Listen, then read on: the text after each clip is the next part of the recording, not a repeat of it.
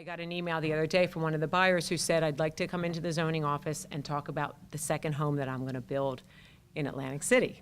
So I'm thrilled to hear that, and that's what we wanted to happen. We didn't want investors to buy the property and either speculate and sit, or to build rental properties and have more renters in this town. So we've really been trying to get a different perspective on Atlantic City and get people willing to do that. And that's the purpose of today's workshop. My name's Stephanie Bittner, and the nonprofit organization that I work for is called Clarify. I always tell people that we were the former Consumer Credit Counseling Service, and this year we're celebrating our 50th year in business, so we're one of the oldest nonprofits in the country. And we've been in Atlantic County for a couple of years now. We also have an office in Galloway in the United Way's headquarters. And just a few weeks ago, we have been lucky enough to open our office here in City Hall. We're on the 5th floor. We do a whole bunch of different things, from helping people manage their money, to improving their credit, to preparing for home ownership, as well as mortgage delinquency, in case something should happen further on down the line. So I don't know how many of you in the room are actually future first-time homeowners, but just some quick tips about improving your credit. One, you want to have at least 2 to 3 accounts that are open and alive, where you're making payments every month on time, because credit scores are based on behavior patterns. So every month making a payment on time, 6 months in a row, becomes a pattern. There's a lot of our folks that do things with just cash, or they have maybe old collection accounts, and they don't realize that's not really going to help them get their credit where it needs to be. The second game piece is for anyone that does have credit cards. The rule of thumb is you always want your balance to at least be 50% of the limit. Someone has a $1,000 limit on their credit card. If they owe $900, that's going to throw off a red flag. They're getting too close to the limit. Their score is going to drop. If they can start making payments, get that down to 500, which would be the 50%, score is going to rise. Additionally, if they can get it ideally to 30%, keep making payments, the score is going to rise even more. So that's my second tip. Third tip is that if you have credit cards and you're thinking, okay, I have 4 or 5 credit cards, I'm tired of playing the credit card game, I'm going to close all these accounts. Actually, that's going to end up hurting someone's credit score, because not only are they looking at your account individually, but also on an aggregate basis. So if I have, 5 credit cards and I have a $1,000 limit each, and I have $5,000 available, and I owe $1,000 today, I look pretty good. I only owe a small percentage versus what I, have available. But tomorrow I wake up and I close 1, 2, 3, and 4. Now that $4,000 is gone. I only have $1,000 that was available. I still owe that $1,000. Now I'm at 100% capacity. My score drops significantly.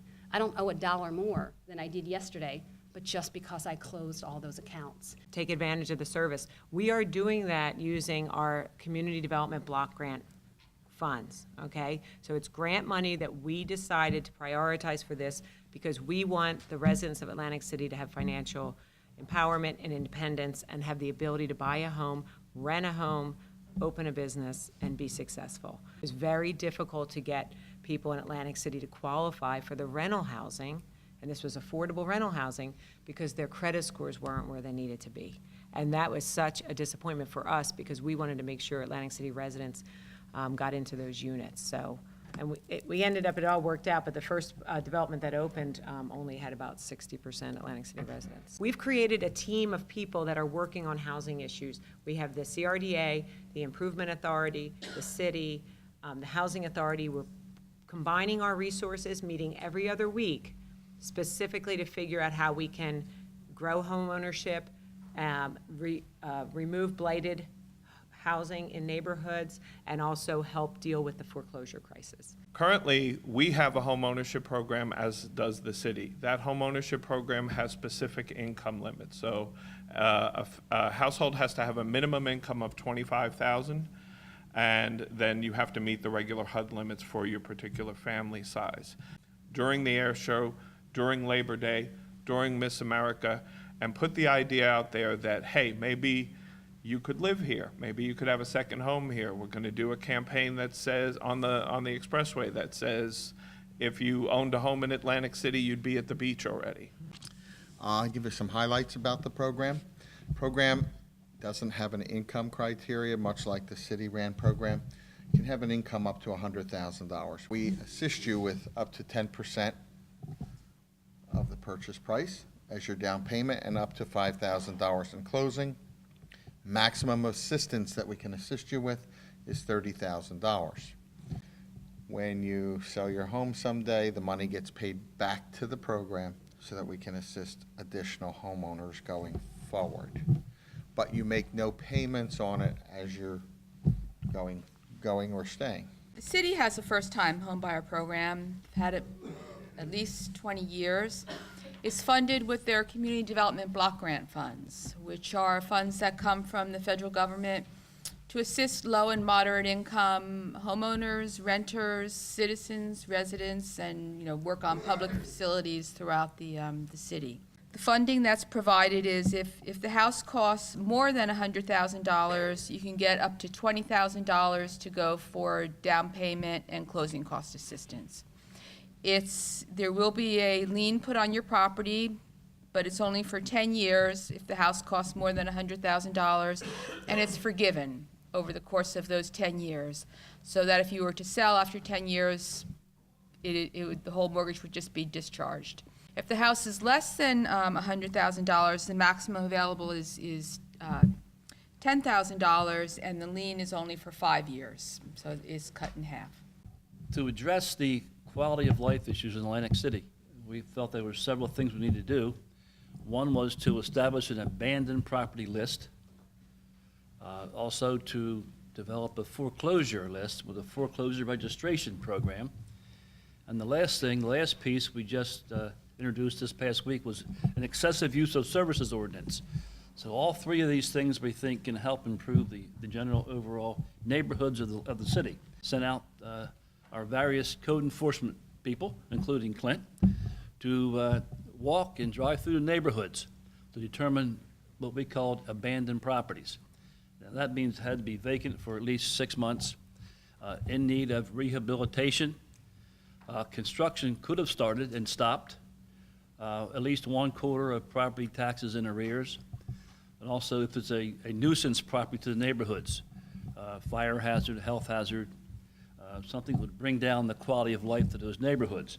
As of today, we have 501 abandoned properties.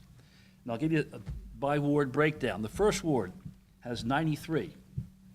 The second ward has 56. The third ward, 186 abandoned properties. The fourth ward, 83. The fifth ward, 16.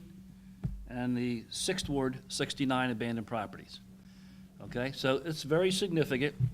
And like I say, it's a constant effort by our property maintenance staff to go out and review properties, look at properties, and we'll take some off. It could be a summer home or a home that the family had and their parents passed away, and it's just unoccupied. So, we'll work with residents in that regard. But the main goal is to get the abandoned properties identified, and then we're going to further identify them, that what may be able to be purchased and rehabbed and redeveloped. There are some that will be coming down. We're being very aggressive with the demolition of properties. And we're using CDBG monies for that, as well as CRDA monies for demolition. So we demolished the Lighthouse mid-rise buildings over there, those 3 buildings. They've come down, and that's really improved the area. We're still fighting with that one little property in the middle with a bank to get that taken down. They call, email, and say, hey, check this property out over here. There's a lot of drug activity here. This needs to be cleaned up and boarded up. So they've been very, very good to work with. I've been around for quite a while and worked in a lot of cities doing all kinds of work. And I think the police department here is by far the most cooperative that I've ever seen. Just to give you an idea of the number of properties, and it is in all neighborhoods, okay? So, and then there's some that are both foreclosed and abandoned. So the state law also allows us to turn the property over to a redeveloper that's gonna rehab it and, have possession of it and have ownership of it. How we're gonna do it is to do a request for proposals for developers, contractors, anyone that has the capability to rehab these properties. We're going to attach the list of the properties, probably a priority list. I don't think we want to start with 500. I think that'd be We're going overwhelming. to keep it maybe 10 or 20 per area. Per ward or or neighborhood something. or whatever. So maybe 100, right? And then ask for those developers that are bidding to say which properties they want, and how much they would pay, because some actually would have value, right?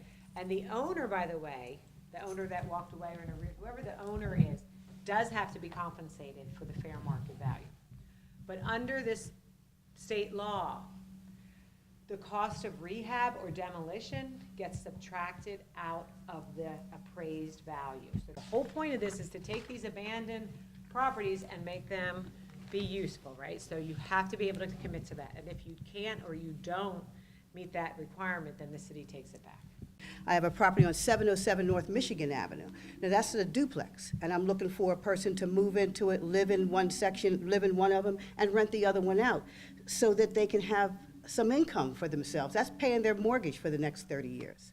We will go with Clarify because our people have to go through 40 hours of home buyers and being a good homeowner workshops with Deck Bond. We make them go to 20 hours before the closing, and then afterwards they go to another 20 hours of housing counseling with us. And then I call myself their cousin for the next 5 years because I'm there all the time. If there's any problems, I try to help them through the problems. I've done 28 houses in the past 5 years in Atlantic City. Not one is foreclosed. Everybody still has jobs, still working somewhere. Some of them lost their jobs in the casinos.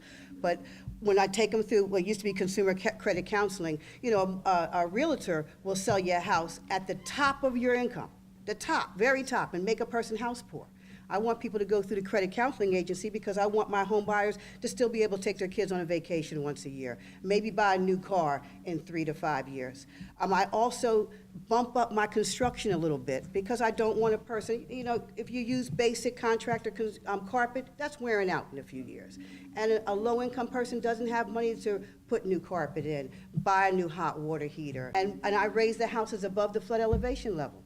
So from the inside, so the row still looks the same on the outside, but when you go inside, you're going up about 3 feet to the first level. I'm looking for urban warriors. I want people that want to come into the city like they did in Jersey City and Patterson and Newark and New Brunswick and be the young millennials that'll live here and work here. So we need to bring more jobs into Atlantic City so we can have some young people. I like the idea of the second home for second home buyers, but I don't want Atlantic City to look like Ocean City. I don't want it to be dead in the wintertime. 707 North Michigan is a duplex. What's the price? $107,000. $107,000 for a duplex. You get income revenue.